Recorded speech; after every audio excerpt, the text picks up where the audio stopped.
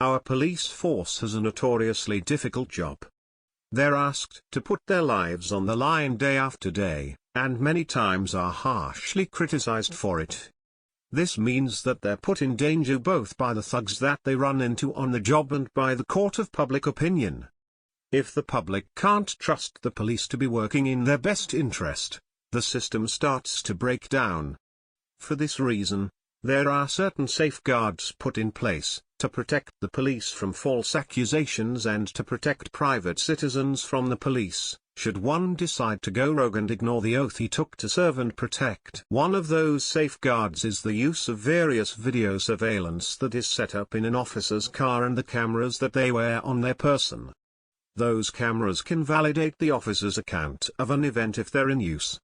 Unfortunately, in the case of an innocent Australian woman who was shot by police, none of those video cameras were in use at the time of her death.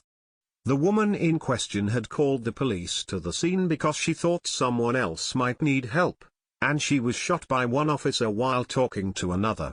Her family wants to know why there is no recording of the shooting, and why the cameras that were available weren't in use at the time of the shooting.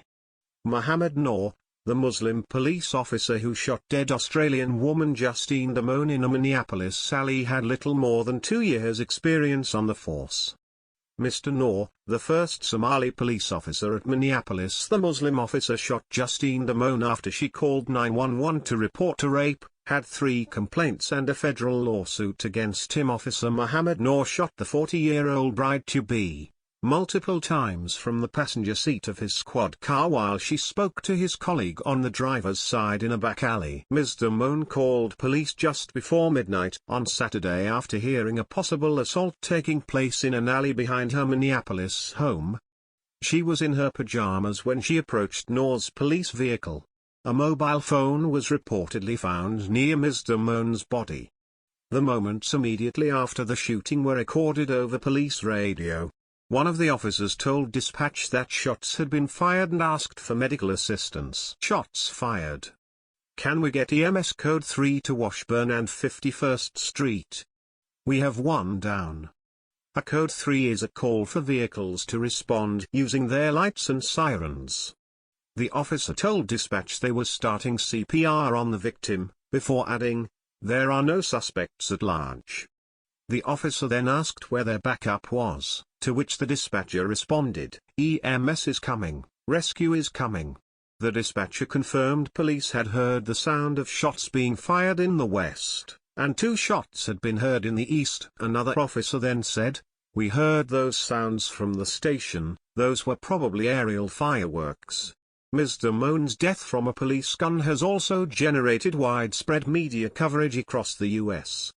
Officer Noor and his partner's body cameras were not turned on and their police car dashboard camera did not capture the incident. It is not clear why the officer's body cameras were not turned on.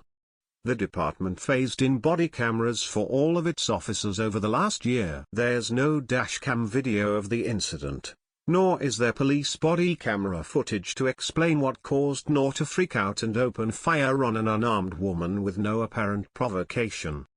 Both Noor and his partner are on paid administrative leave pending an investigation.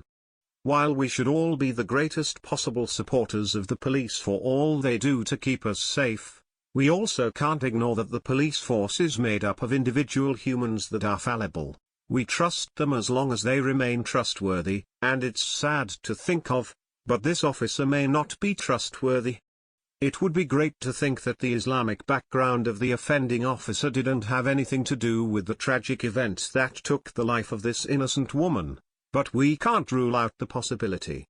History has shown us that the Muslim faith is one that supersedes most national loyalty. Hopefully, that's not the case here, but you can be assured that it will be thoroughly investigated. This could have all been an honest mistake, something that the officer did with the right intent. But we have no record of that because all we have are his word and a dead body. The fact that the video equipment was available and not in use doesn't look good for the officer in question, and when paired with his already spotty past and a federal investigation, it might be time to re-evaluate this officer's status on the force.